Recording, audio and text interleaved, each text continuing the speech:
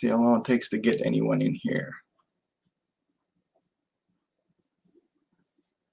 As soon as I get someone, I will start.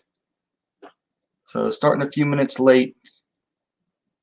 Situation normal, pretty normal. All right, we got a few people. All right, welcome back to WMMA Scene Now with your host, Chuck Stevenson. Welcome to episode 101 of the WMMA Scene Report, my semi-regular show where I go over everything going on within the world of women's mixed martial arts. Tonight, we'll talk a little bit about Joanna Jedrzejczyk. You know, she's basically said she only wants to fight two fighters, Rose or Wei Li, and going to talk about, reasons why she only wants to do that. A lot of people think she's just being big-headed. I think there's more to it than that.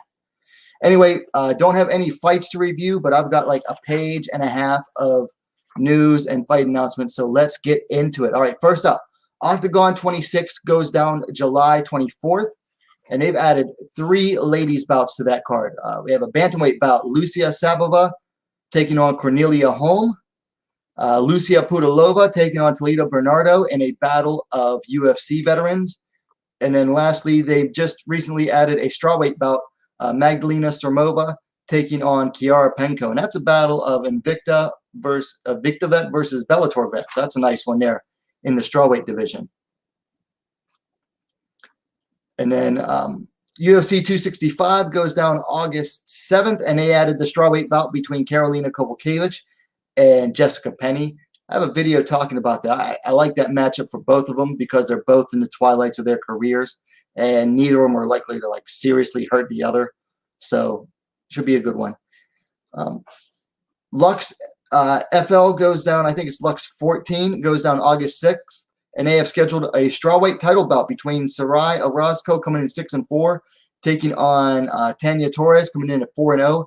That is actually the finals of their strawweight tournament that they started earlier this year, or might have been late last year they started that, and they're finally getting it going and going to end it in August. And that should be a good one. Orozco has been an early favorite in the tournament, and then Tanya Torres just had a really nice knockout win in her last bout. And then Clan Wars 41 goes down August 8th in Ireland, and they have an atomweight bout. Catherine Costigan coming in 6-3, taking on Haley Valentine, making her debut. Costigan, she hasn't fought much in the last several years, but she was like an early atomweight fighter. Once the atomweight division got established in the West, she was like one of the earliest fighters in that division. And then UFC has an event planned for August 2nd. They added a bantamweight bout, Carol Hosa taking on Betch Kohea. I feel bad for Betch because, that's supposed to be like her retirement bout. She's supposed to face Yanan Wu, which would have been like a much more winnable fight, and now she's facing a rising up-and-comer in Carol Hosa. That's definitely more typical of how the fight game goes. You got basically someone retiring, and they're basically, this is like a torch passing fight, except Betch never really had the torch. And then UFC has an event scheduled the next week for August 9th. They added a strawweight bout, Lupita Godinez taking on Sam Hughes. That's a nice one. A couple of LFA veterans. So it's a nice level, should be in fairly even matchup there. Both of them were actually, I think, LFA champs. Or I know Godinez was. Sam Hughes might not have been. And then NFC, National Fighting Championship, goes down July 25th later this month in Germany. They added a strawweight bout. Katarina Delizda coming in at 5-1, taking on Danny Nealon coming in at 3-0. Now, Nealon previously fought all of her bouts in Bellator Euro Series. From what I understand, she's actually still signed to Bellator, so they might bring her back in later on. And then some Ryzen news. Ryzen Super Atomweight champ Ayaka Hamasaki will have her next title defense at Ryzen 30 on September 19th against an opponent that is to be announced. Always a good time to watch Ayaka Hamasaki. Got a couple of comments here. Rodriguez should be a good matchup. Hey, Judy V, welcome back.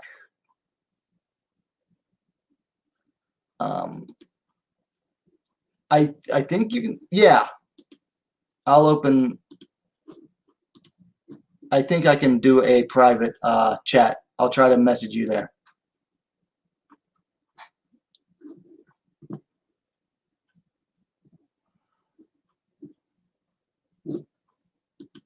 Yeah. So Leon says, if because Betch was going to retire, if she beats Carlosa, UFC might resign her. Yeah, that's a possibility. I hadn't thought about that.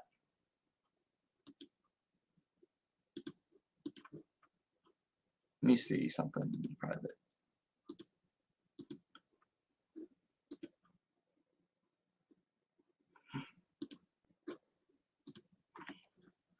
So, okay, back to the news. I'll try to message you in a second here, Judy. Where was I at?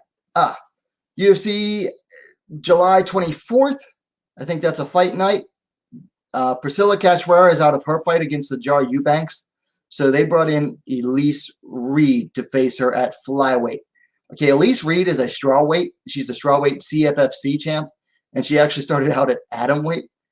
This is like a big size mismatch. I feel bad for Elise Reed on that one. We've talked about career management on this channel before. This is definitely a career management choice, and that she's taken a huge risk here in order to get signed. And then UFC 266 goes down September 25th. They added a flyweight bout. Roxanne Modafferi taking on the returning Tatiana Suarez. Suarez has been out for 2 years at this point. A lot of people, I think, are really counting Modafferi out early here, because you got to remember, even like earlier this year, Suarez was saying her nagging injuries were like keeping her from training hard. So I think we have a good chance of Modafferi might have a chance here. And then some news out of some JMMA news. Nori and Karen have both left Team Date. I have mixed feelings about this news here.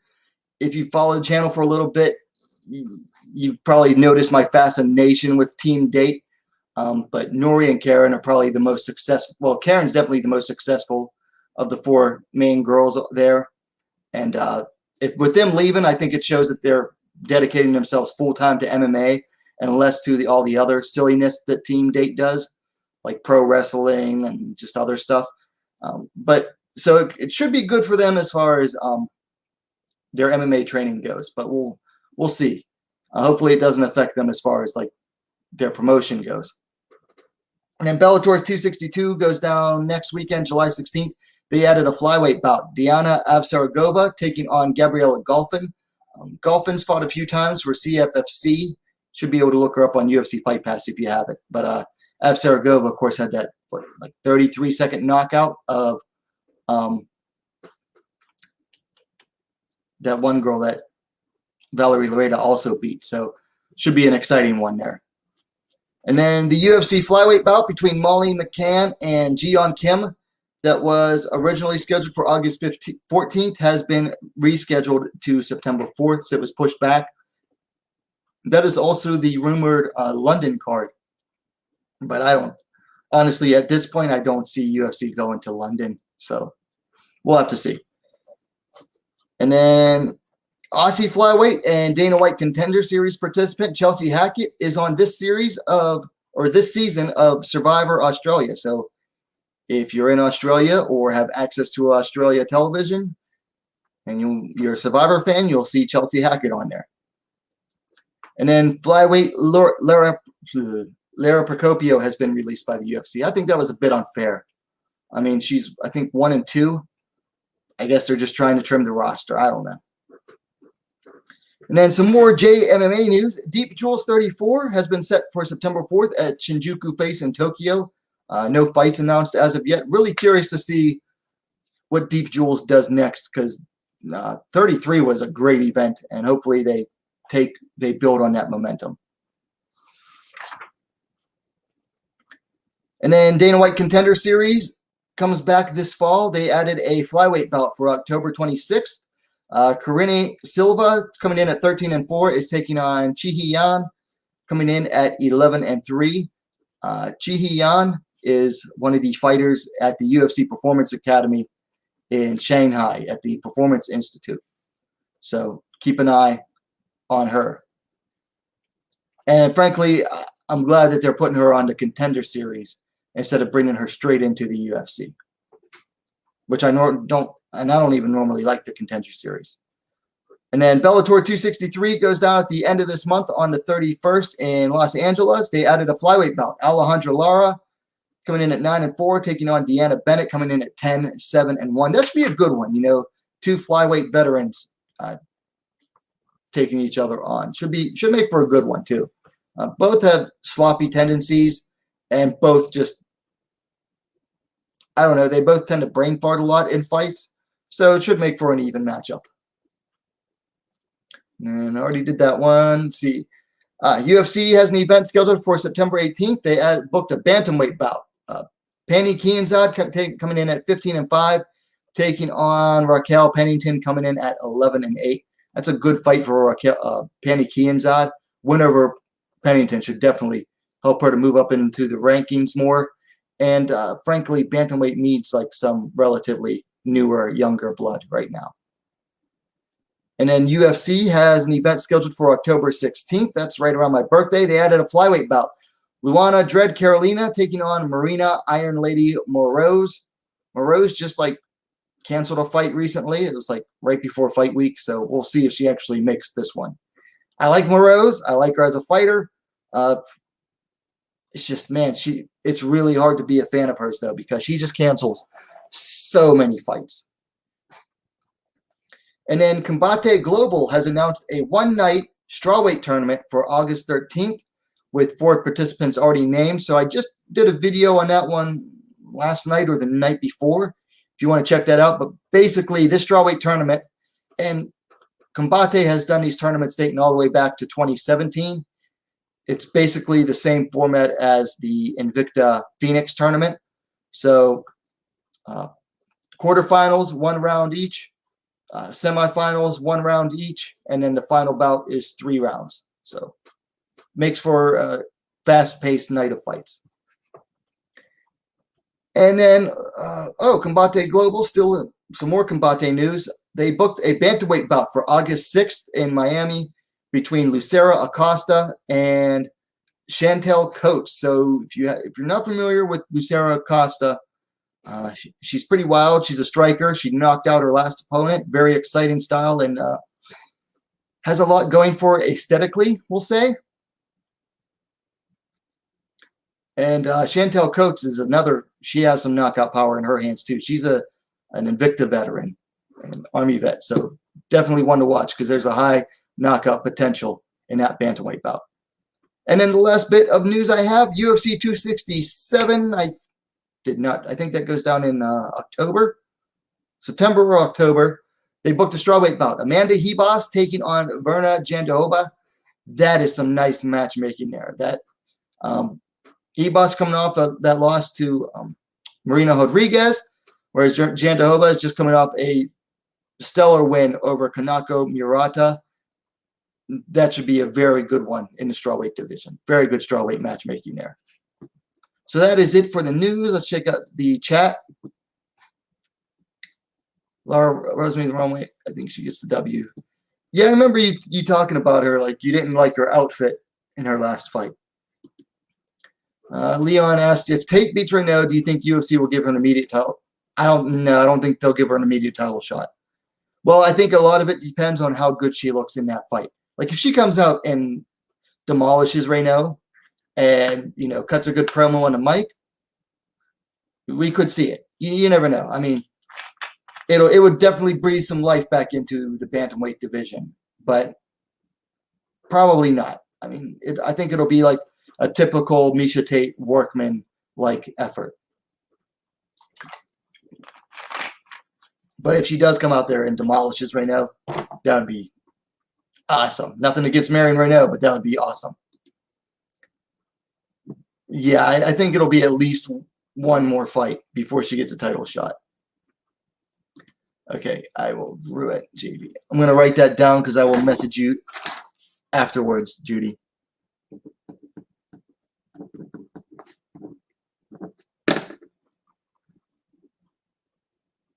And then if I were you, I would remove those messages just because you never know who's watching these. So that is it for the news. So no rankings updates. I mean, there weren't any fights going on last week.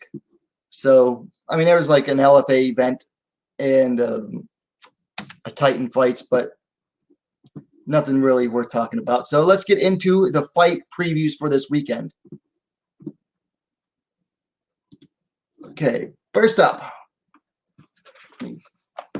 bring up the tablet here. All right, Friday in France, we got a French MMA event going on. Hexagon MMA 1 in Paris has 2 ladies bouts. First up, we have a strawweight bout. Jade Durand coming in 0-1, taking on Alice Michalkovic, coming in also at 0-1. So fairly evenly matched here. I don't have any stats available for Michalkovic other than she lost her pro debut in AFL 8 months ago. I actually covered that event. That was their all-ladies event. Looks like she has a couple wins in the amateurs. And then Jade Durand on the left there, she actually made her pro debut in Bellator for one of the European events. She was the one that got scorpion crunched by Monika Koklakova. Let's see. Durand is 20 years old. She last fought at atomweight. She stands 5'2", 157 centimeters. I'm not making a pick on this one. I'm not even sure how you can watch Hexagon. I'll have to try to find out and see how you can watch that if you're interested, if anyone's interested. And then they have a flyweight bout. Stephanie Page on the left there, coming in 5-1, French woman, taking on Polynesian Flor Hani, coming in at 3-1. Let's see, Page looks like she hasn't lost a bout since her first one. Well, she's been fighting a while. Her last bout came by way of decision. That was 2 years, 3 months ago, whereas Flor Hani, she just came coming off a win in LFA for like just under 5 months ago. Let's see, Hani on the right-hand side there is the elder fighter, 34-32 for Page. Looks like Page is slightly taller, 5'4", 163 centimeters, to Hani's 5'3", 160 centimeters. No reach listed for Stephanie Page. Hani is listed with a reach of 65 inches, 165 centimeters. So let me look up Stephanie Page here real quick. No real notable wins. One name that I recognize, but no real notable wins here. I'm going to go with Flor Hani here. She's been more active recently. Has faced, better competition than in her last few fights than anyone I've seen Stephanie Page face. So I got to go with Flor Hani to win this one, the Invicta veteran. Yeah, she fought for Invicta once. She fought in LFA once. So I'm going with Flor Hani here on the right-hand side to win this one. So that is Hexagon MMA 1. Then we have on Friday night, Combate Global has a strawweight. It looks like this could be the main event here. Carolyn Taz Gallardo taking on Isis Fight Queen Verbeek. Let's see. Gallardo coming in at 4-3. Verbeek coming in at 2-1. Gallardo last fought a year and 7 months ago, picking up a unanimous decision, whereas Verbeek last fought 3 months ago for Icon, picking up her first submission win. Let's see here. Verbeek is the elder fighter by 2 years, 26, to Gallardo's 24. She will be the taller fighter, 5'4", 164 centimeters, to Gallardo's 5 feet 1 inch, 155 centimeters, and that 3-inch reach advantage or height advantage extends to the reach as well.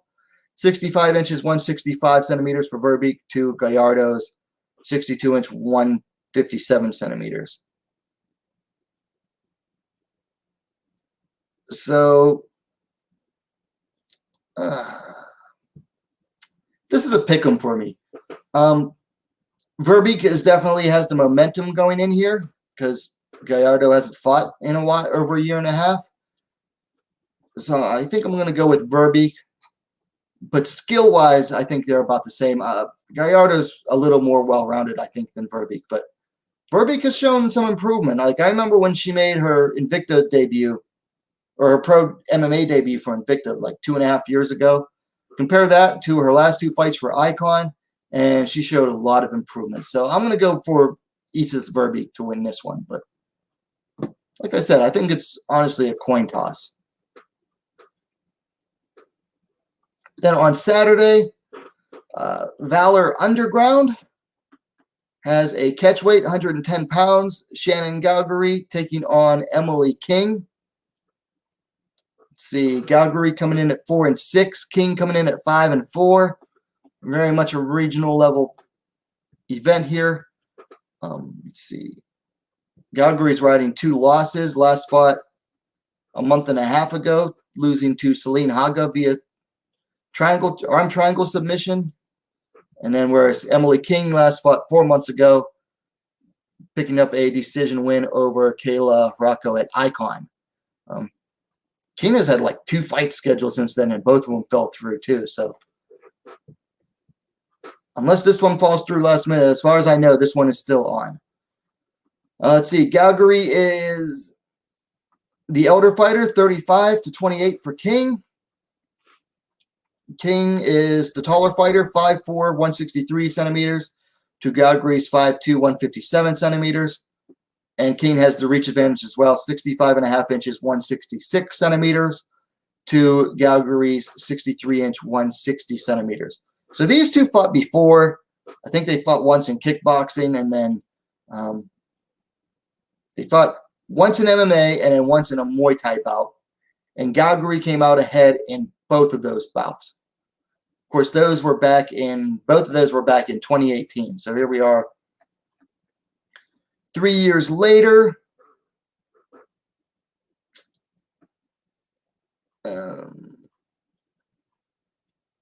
I don't know. I'm not picking one. I'm not going to pick for this one. Because, I mean, I don't know. It's tough to say because I look at who Galgary has been fighting, and she is like losing. Honestly, she's losing to the level of fighters that King beat. And Galgary has a loss to Ava Knight, whereas Emily King has a win over Ava Knight. So, you know what? I actually am going to make a pick for this one. I'm going to go for Emily King here. I'm going to go for the Invicta and Bellator bet here with Emily King. Actually, both of them are Bellator bets. But so, yeah, we'll go with Emily King here. And that brings us to the last event of the weekend. Big one here. UFC 264 has a pair of ladies' bouts.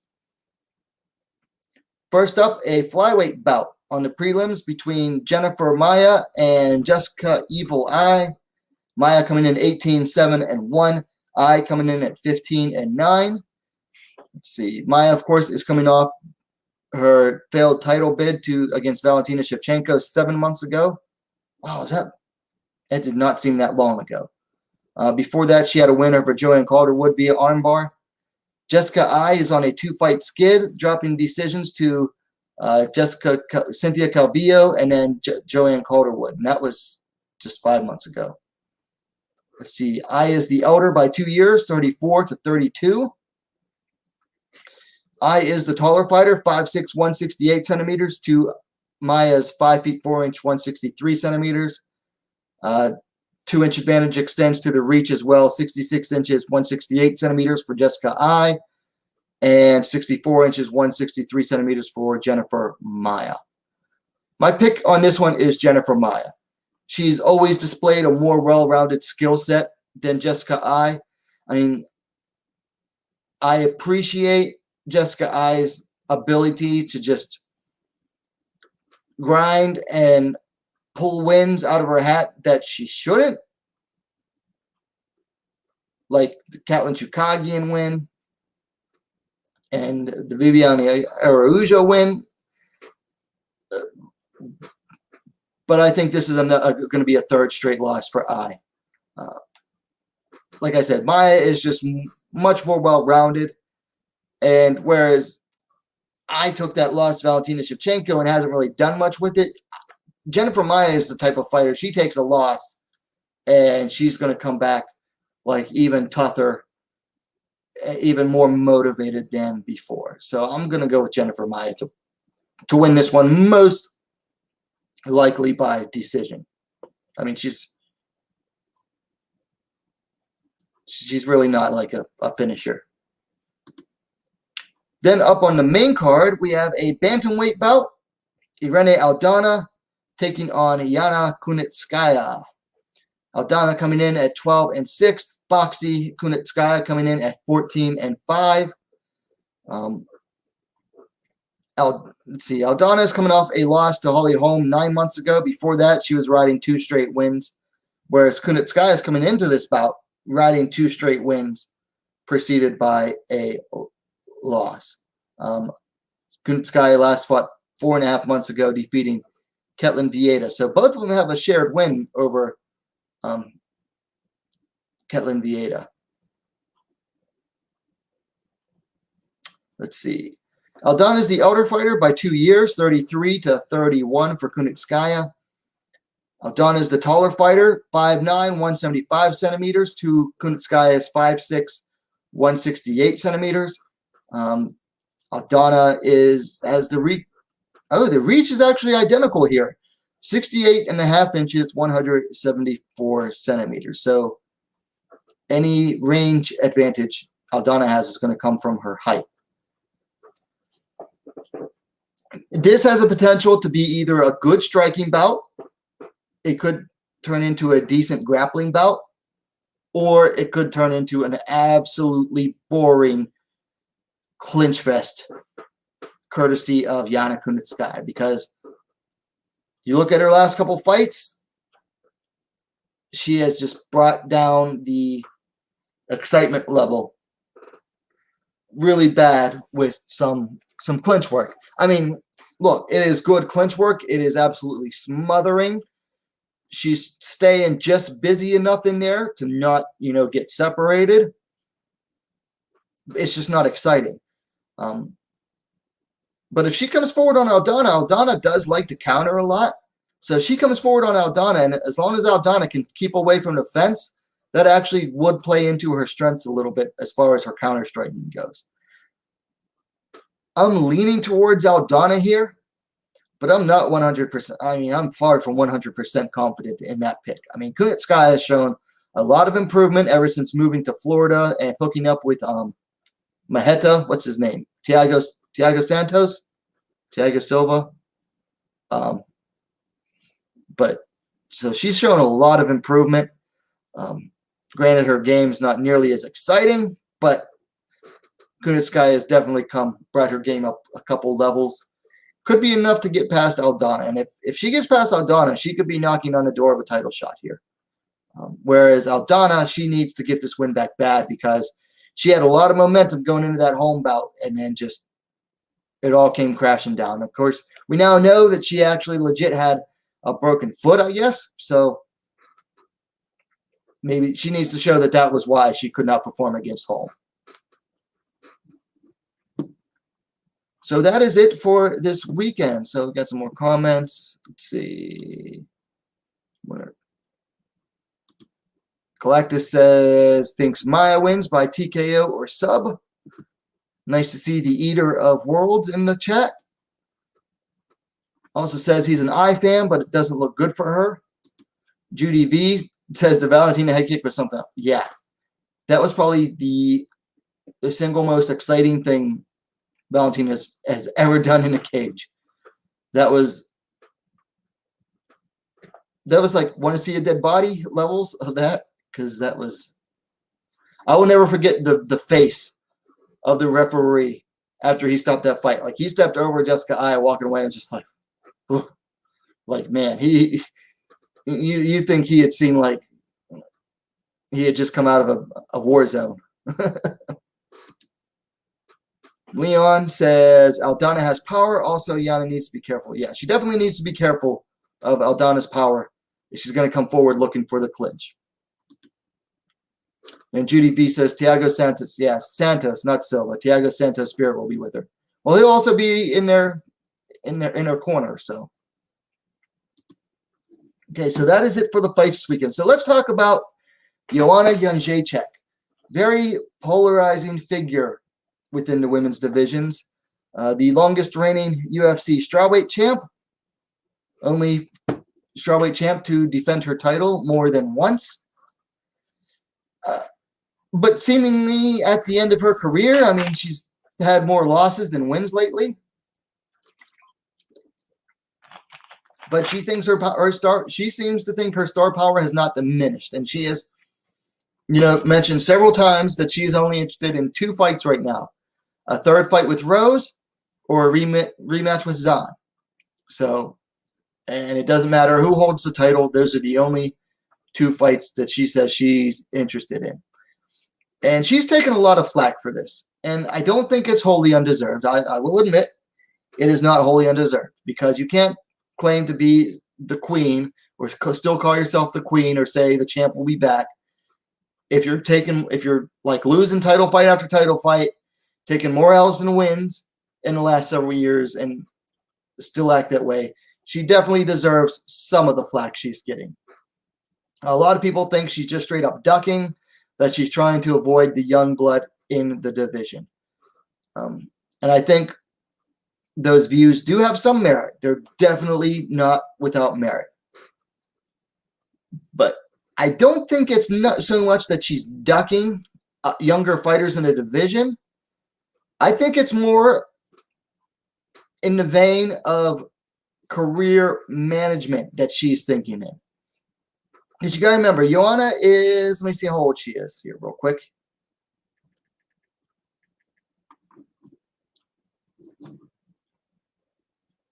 Joanna she's 33 years old. So she's already into her 30s. She's definitely getting towards the end of her career. She is admitted as much. She's towards the end of her career. She's only has a few fights left. This is the point where, former champions need to look. And honestly, a lot of smart fighters lately, towards the end of their career, they look at the fights that can make them the most money. And honestly, I think that's what Joanna is doing. She's looking at the fights that'll make her the most money. The Zahn rematch would be huge. And a third fight with Rose, even though she clearly lost the first 2, guess what? If she were to fight Rose again for the title, people would tune in. Whether you love Joanna or hate her, you definitely pay attention when she fights. Even her haters pay attention to every word that she says. She's polarizing, but she's still popular.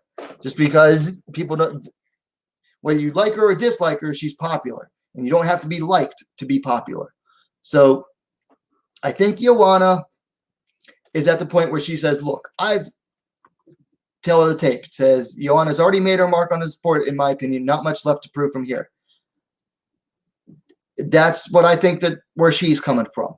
She's made her mark on the sport, okay? She made strawweight history. She was the 2nd champion, and she's the only one to have more than one successful title defense. She is the longest reigning strawweight champion. She's already made her mark, okay? Her mark, she's in the record books right now. And it's not likely, her defense record is not likely to be broken anytime soon. So she figures she's already made her mark on the sport. So why, and here's where I think her mindset is coming from. Why should I allow the UFC to continue using me up and keep facing these young, tough fighters and allow the UFC to use my name and my reputation to continue to push these young, hungry fighters?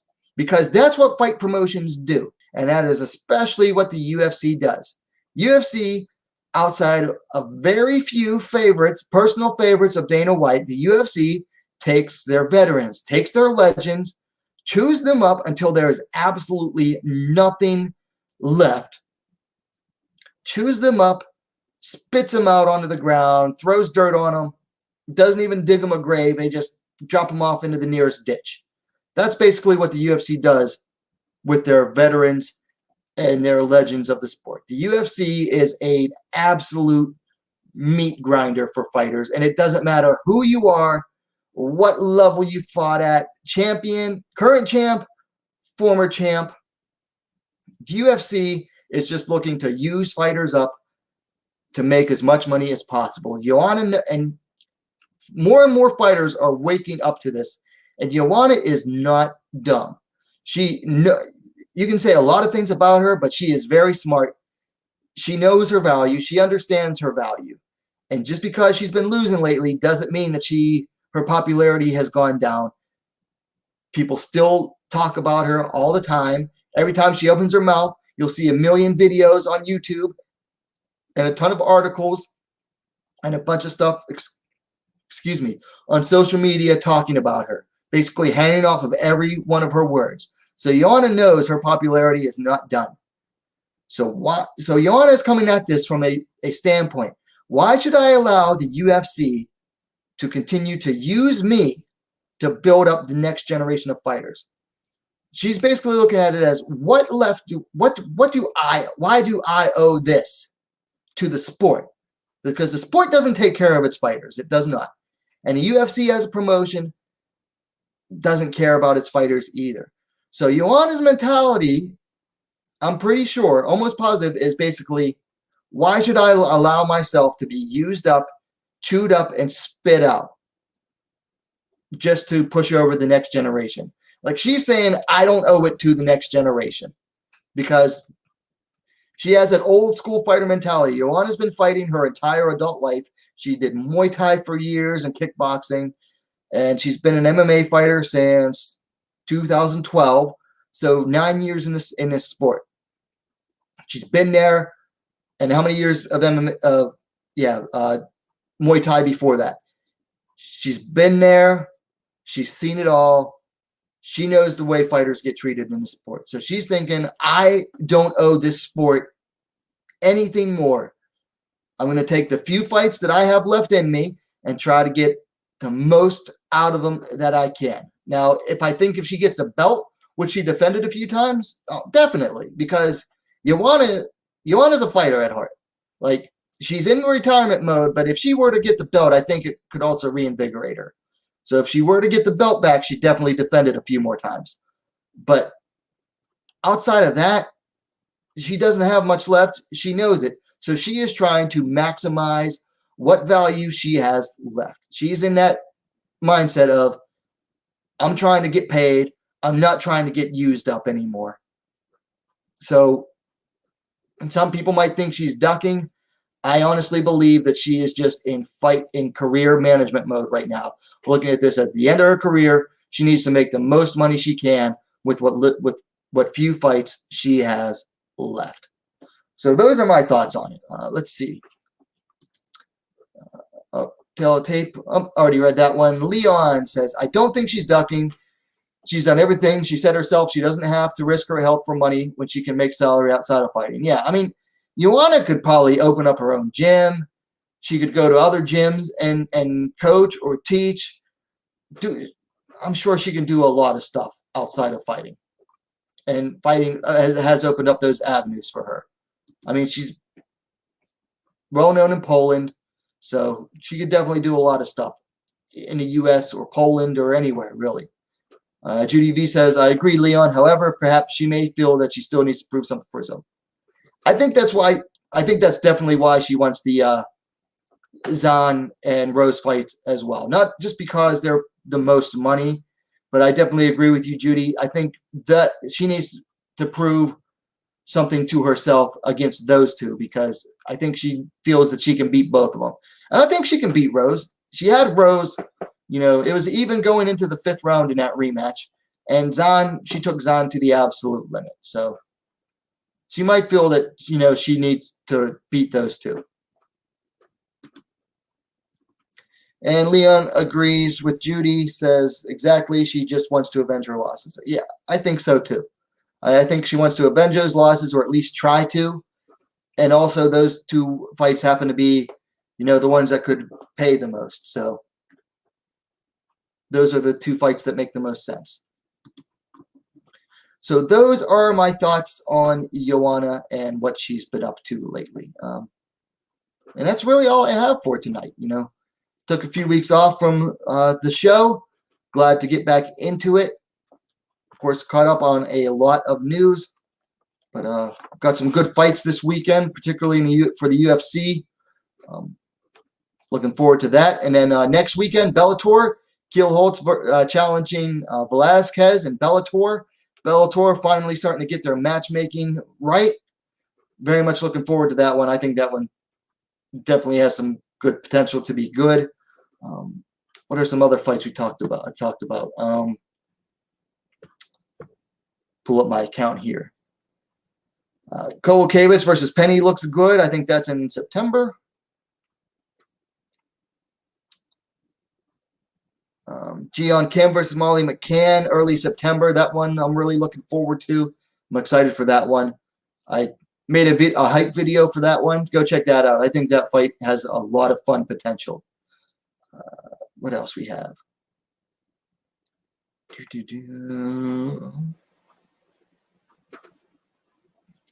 you haven't watched it yet, check out my video on Satoko Shinashi in the Blast from the Past series. Shinashi is definitely a pioneer in the sport, particularly for the smaller ladies and the atom weights, micro weights. Go check that one out if you haven't yet. I'm working on another Blast from the Past episode. Probably come out sometime next week on Megumi Yabushita. If you're not familiar with her, definitely a pioneer of the sport out of Japan. So go check those out. Of course, we got Nunes Pena coming up at UFC 265. I think that event has like 4 ladies bouts scheduled right now. Let me see.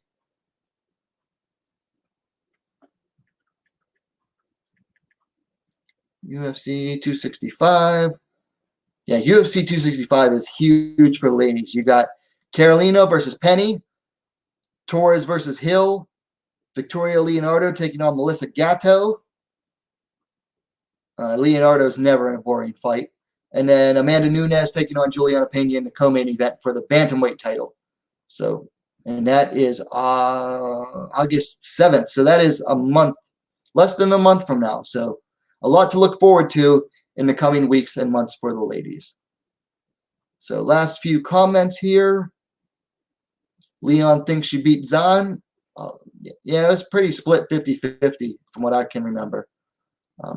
Judy B says Zahn Joanna was a great fight. And Leon thinks it will be a quick finish for Keel Holtz or a dominant decision for the champ, but exciting fight for Keel Holtz versus Velasquez. Yeah, if Keel Holtz is going to win that, I think she needs to get it done fast. And she definitely has the speed advantage over Velasquez. But they both hit hard. So Judy V asking if she thinks Keel Holtz beats Velasquez. I'm personally picking Velasquez, but I think Keel Holtz has a chance early on. But I think the longer the fight goes, the more it would favor Velasquez to impose her game. Anyway, that's really all I have for tonight. We ran about 45 minutes. Not bad. So if you haven't yet, please give the stream a like. Someone posted a thumbs down like as soon as I posted it. So the likes on the live stream actually do get the algorithm going. So anytime you come into the live stream, please hit the like button because that actually pumps it up in the algorithm as the show is live. So we got one last comment.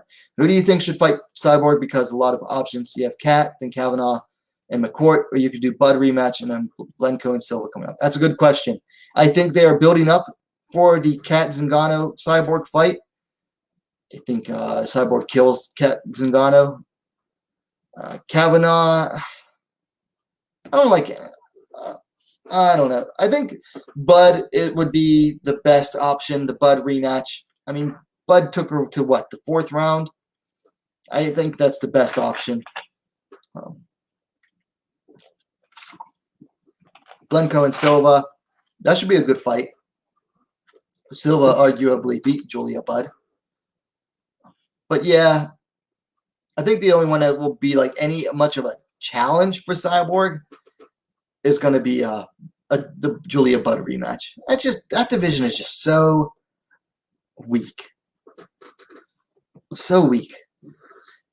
So anyway, like I said, please give the stream a like. If you're watching it on a replay, leave your thoughts in the comments down below. And while you're at it, go ahead and subscribe to WMMA Scene Now, the most complete women's mixed martial arts dedicated platform on YouTube. So thank you to everyone for watching, and we'll see you Sunday night for a weekend recap.